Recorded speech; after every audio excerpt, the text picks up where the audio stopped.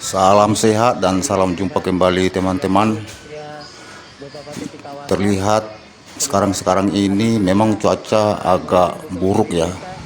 Di mana-mana terjadi hujan dan tidak ketinggalan yaitu seperti ibu kota negara Indonesia, Jakarta itu sekarang lagi mendapat musibah banjir.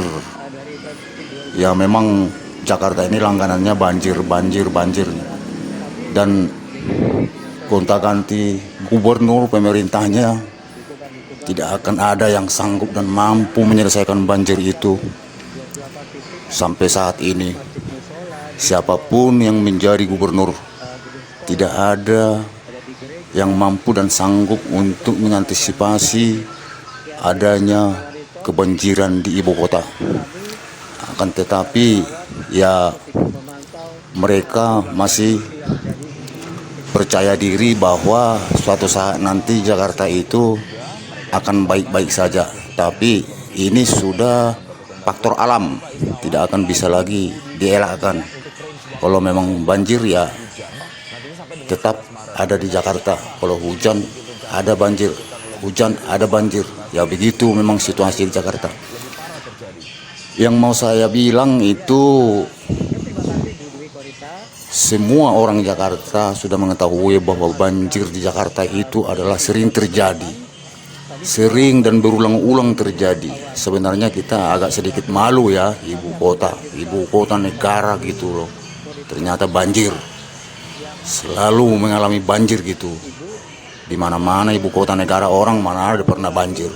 Yang namanya ibu kota negara itu adalah safety. Tidak ada kendala-kendala banjir gitu. Kalaupun ada paling ya sekali 20 tahun lah. Kalau ini enggak tiap tahun. Maksud saya itu begitu ada niat pemerintah untuk memindahkan ibu kota ke Kalimantan, banyak yang protes, banyak yang enggak setuju. Saya enggak mengerti kenapa bisa hal ini terjadi. Apakah mereka tidak melihat situasi ini atau bagaimana? Atau ada faktor kebencian dari pemerintah atau faktor ketidaksukaan pemerintah? Memang sudah layaknya ibu kota itu dipindahkan ke Kalimantan ya. Sudah layak bahwa Jakarta ini juga dari sisi kepadatan ini sudah tidak memadai lagi. Artinya bisnis di sini sudah mandek karena saking padatnya penduduk itu. Jadi untuk transportasi itu nggak bisa cepat lagi, nggak bisa on time lagi untuk menghadiri suatu acara dalam pekerjaan ataupun utama bisnis ya, karena kemacetan itu sudah luar biasa. Jadi sudah layak sebenarnya. Jadi kenapa banyak yang protes, banyak yang tidak suka, banyak yang tidak mau bahwa di Jakarta itu akan dipindahkan, ibu kota Jakarta akan berpindah kepada Kalimantan gitu. Apa itu kira-kira maksudnya mereka? Kenapa bisa mereka menolak itu? Jadi mereka nggak pernah merasakan atau melihat apa ini sebenarnya yang sudah dirasakan masyarakat di sini setiap tahun akan mengungsi. Artinya sudah kenyamanan itu tidak ada lagi tinggal di Jakarta. Kenyamanan itu sudah jauh daripada nyaman lah ya di Jakarta ini. Harta benda bisa hilang begitu saja karena banjir. Pokoknya nyawa bisa juga terancam. Seperti inilah keadaannya setiap tahun. Saya juga kurang paham ya, kenapa orang banyak tidak setuju dengan perpindahan ibu kota negara Republik Indonesia ini ke Kalimantan. Saya juga tidak tahu kawan-kawan. Menurut teman-teman, orang yang tidak menyukai, orang yang tidak ingin pindah ibu kota dari Jakarta ke Kalimantan ini, kenapa kawan-kawan? Coba berikan alasan kenapa orang-orang banyak yang tidak menyukai perpindahan itu. Jadi benar. Banjir kemarin, terutama untuk kawasan Bekasi ya, wilayah Bekasi yang di bawah Tangerang dan Depok itu, sebetulnya di lokasi itu juga mengalami hujan dengan intensitas sangat sangat lebat. Yang kami catat itu seperti di Bekasi, intensitasnya itu mencapai 141 mm dalam 24 jam. Ini sangat lebat kategorinya. Namun juga ada tambahan dari air luapan dari arah hulu. Karena di hulu ini misalnya di daerah Katulampa itu curah hujannya mencapai 232 mm dalam 24 jam. Jadi ini sudah dikatakan ekstrim. Ekstrim itu mulai 150 mm per 24 jam.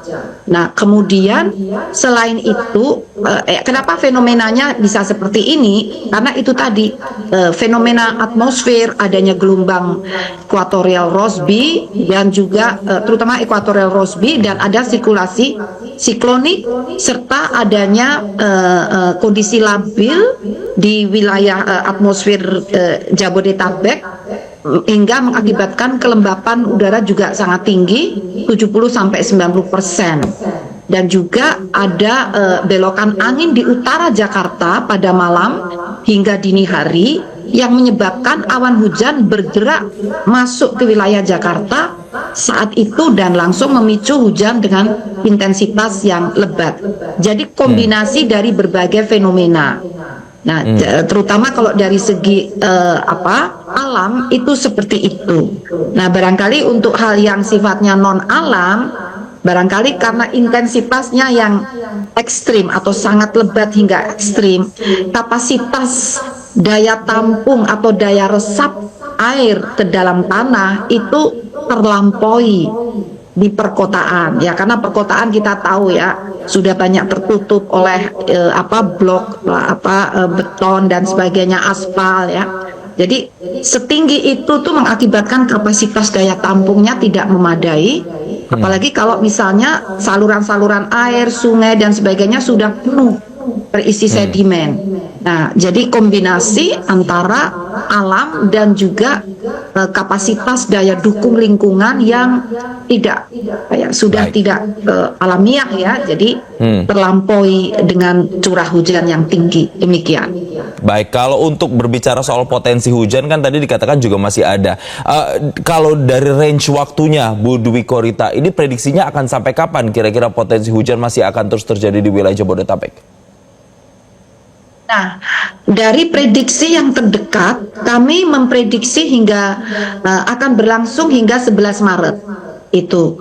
Dan saat ini memang potensinya mulai melemah.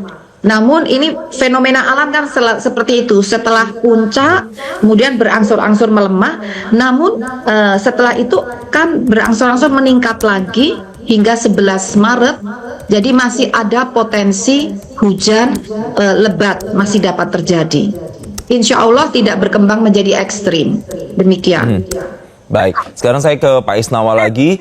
Pak Isnawa, kalau untuk kemudian warga yang terdampak, datanya sampai dengan sekarang apakah masih sama atau sudah mulai berkurang? Karena tadi untuk titik-titiknya saja juga sudah mulai berkurang, Pak, warga yang terdampak banjir. Iya, otomatis berkurang, Mas Jason.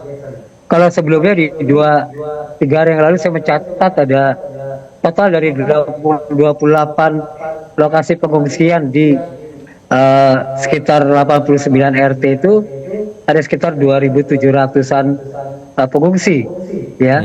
Namun seiring dengan sudah surutnya beberapa titik kawasan, kemudian ada juga mohon izin Bu Dwi Korita, ada yang ikut keluarganya di Tangerang, di Bekasi, ataupun daerah-daerah tidak terdampak banjir karena mereka lebih nyaman dengan keluarganya. Jumlah pengungsi semakin jauh berkurang ya.